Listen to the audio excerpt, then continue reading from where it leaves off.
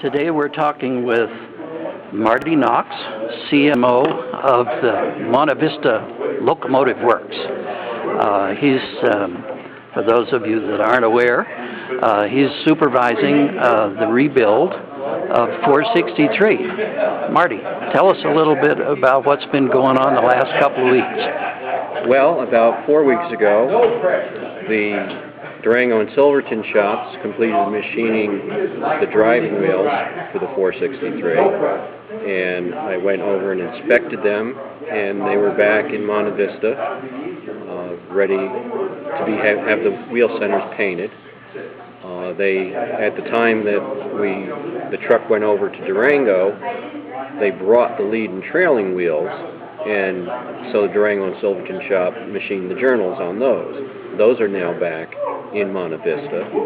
Then we moved the tender tank inside about 3 weeks ago, and this past Monday,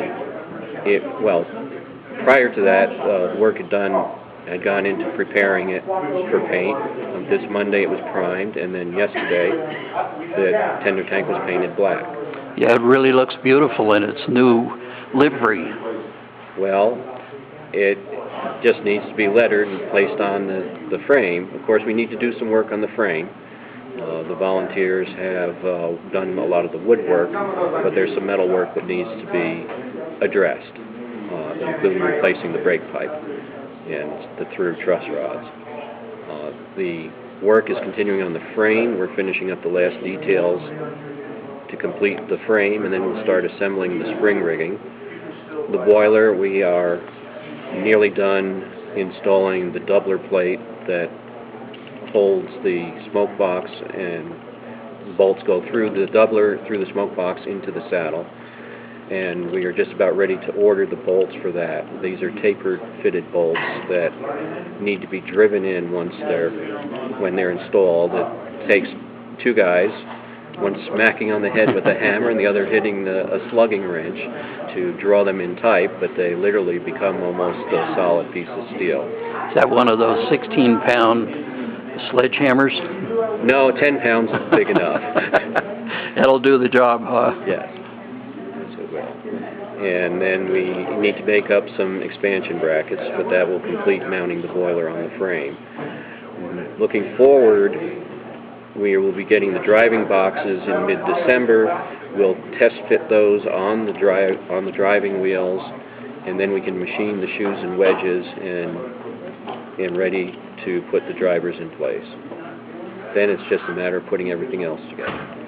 When I was in the shop the other day, you mentioned that there's not much stuff left in those containers, that the puzzle is beginning to come together. Well, virtually every piece, at the very least, needs to be cleaned and inspected, usually painted, and too often repaired or replaced. And we've replaced a number of the pieces of the frame to restore its structural integrity. We did straighten the rear frame extension that was bent. We believe the cause of it was a trestle collapsing underneath the locomotive in Cimarron in 1936.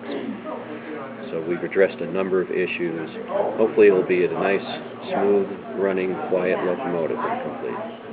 It's going to be a really great day when it reappears on the line. Are you going to be able to come down for that?